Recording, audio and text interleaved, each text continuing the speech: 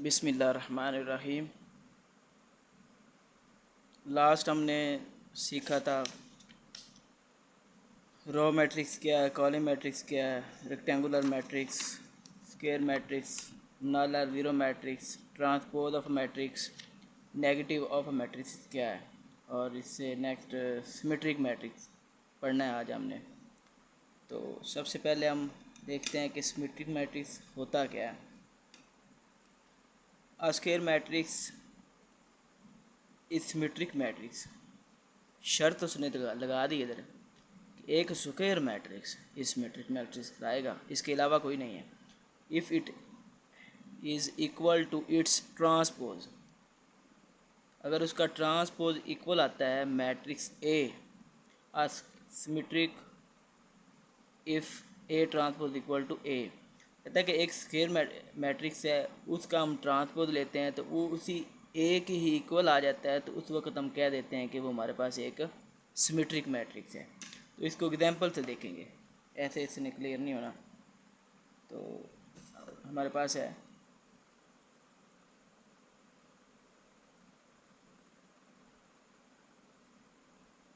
Symmetric matrix.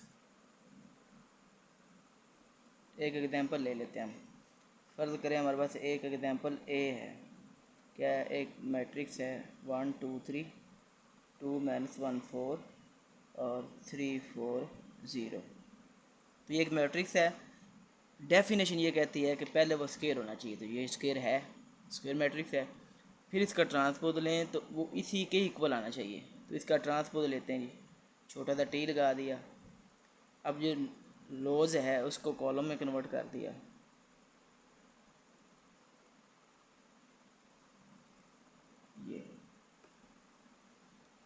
ये बार बार transpose आ गया। अब हम देखते हैं कि ये उसी के इक्वल आया या नहीं। मतलब ये ट्रांसपोज जो है ये सारा ए के इक्वल है, तो हम लिख सकते हैं कि ए ट्रांसपोज ए के इक्वल आ गया। तो इस वक्त इसे कह सकते हैं दैट कॉल्ड सिमेट्रिक मैट्रिक्स।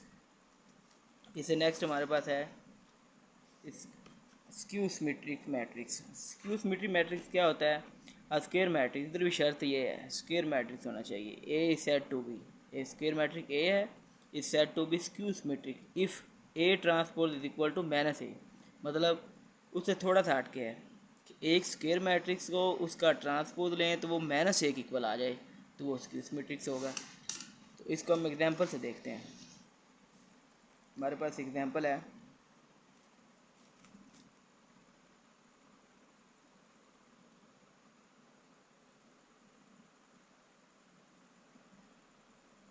0 2 3 -2 0 1।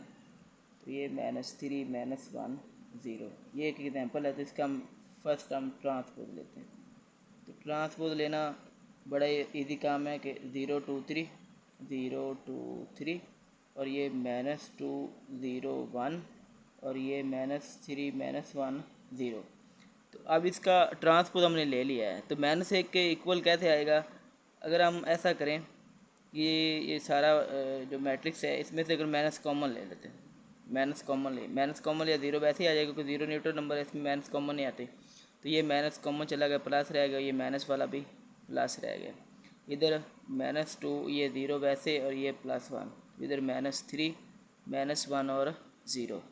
अब देखिए ये जो मैट्रिक्स है माइनस के अलावा, क्या ये इसके बराबर है ए के? जी हाँ, ये इसके बराबर है। तो इसकी जगह हम ए लिख सकते हैं। अगर हमारे पास ए ट्रांसपोज है और इसके इक्वल में माइनस, और ये सारा किसके इक्वल है? ए के। तो यही हमने साबित करना था, और यही हमारी डेफिनेशन है कि एक मैट्रिक्स ए का ट्रांसपोज लें तो वो माइनस ए के इक्वल आ जाए, तो उसे हम कहते हैं स्क्यू सिमेट्रिक। इससे नेक्स्ट हमारे पास है स्केलर मैट्रिक्स। स्केलर मैट्रिक्स क्या होता है? A diagonal matrix is called scalar matrix if all the diagonal entries are same and non-zero। क्या मतलब है कि एक diagonal matrix is called scalar matrix. अच्छा, इससे पहले हम डायगोनल मैट्रिक्स देख लें, उससे ये ज़्यादा क्लियर हो जाएगा। डायगोनल मैट्रिक्स क्या है? A square matrix A is called a diagonal matrix. एक स्क्वायर मैट्रिक्स शर्त ये है, एक स्क्वायर होना चाहिए मैट्रिक्स, तो वो डायगोनल मैट्रिक्स कहलाएगा अगर एट लीड्स any one of the entries of its diagonal is not zero. वो डायगोनल जो है ना, ये डायगोनल है 1 2 3, ये डायगोनल में है, इसमें एक non zero, at least one non zero, तो ये सारी नॉन ज़ीरो, तो ये डायगोनल है। And non diagonal entry are zero, तो दूसरी बात है कि इसके अलावा जितनी वो ज़ीरो होनी चाहिए तो ये ज़ीरो है। देखिए ना 1 2 3, इसमें से कोई एक भी होता तो फिर इसको हम डायगोनल कह सकते थे। अब ये भी डायगोनल मैट्रिक्स है क्योंकि इसके डायगोनल के अलावा बाकी सारी ज़ीरो हैं और डायगोनल में 1 1 1 2 2 आ रहा है। अब इसमें देखें इधर ज़ीरो आ रहा है लेकिन इधर तो नॉन ज़ीरो आ रहा है ना, डायगोनल ये सारा है, तो इसके अलावा नॉन ज़ीरो है, तब कह सकते हैं ये डायगोनल एंट्रीज है। इससे नेक्स्ट है स्केलर मैट्रिक्स। डायगोनल मैट्रिक्स अब शर्त और टफ हो गई है। पहले उसने स्केयर की बात की, अब उसने कहा स्केलर मैट्रिक्स उस वक्त होगा कि जब diagonal matrix is called scalar matrix. अब डायगोनल मैट्रिक्स हो मतलब क्या था कि उसकी एंट्री जो है वो नॉन ज़ीरो होनी चाहिए, एटलीस्ट वन डायगोनल एंट्री, और उसके अलावा ज़ीरो ज़ीरो होना चाहिए, तो वो स्केलर मैट्रिक्स कहलाएगा if all the diagonal entries are same. अब देखिए डायगोनल वाली जो लाइन है ये सारी सेम है ना, के इधर है, तो बाकी नॉन ज़ीरो है, वो स्केलर वो डायगोनल की बात कर रहे हैं इस वजह से नॉन ज़ीरो है, तो इस वक्त इसको हम क्या कहेंगे स्केलर मैट्रिक्स। वेयर के इज़ कॉन्स्टेंट, इधर के कॉन्स्टेंट है, ज़ीरो नहीं है, मतलब ज़ीरो होगा तो फिर तो ये नल और ज़ीरो वाइड मैट्रिक्स बन जाएगा। नेक्स्ट हमारे पास है आइडेंटिटी मैट्रिक्स। आइडेंटिटी मैट्रिक्स क्या होता है? Diagonal matrix called identity. अब वही बात कर रहा है, डायगोनल होना चाहिए। डायगोनल से मुराद ये था कि जो ये एंट्री है डायगोनल एंट्री वो नॉन ज़ीरो होना चाहिए एटलीस्ट, तो और उसके अलावा जो एंट्री वो ज़ीरो होनी चाहिए, तो ये if all diagonal entry are one.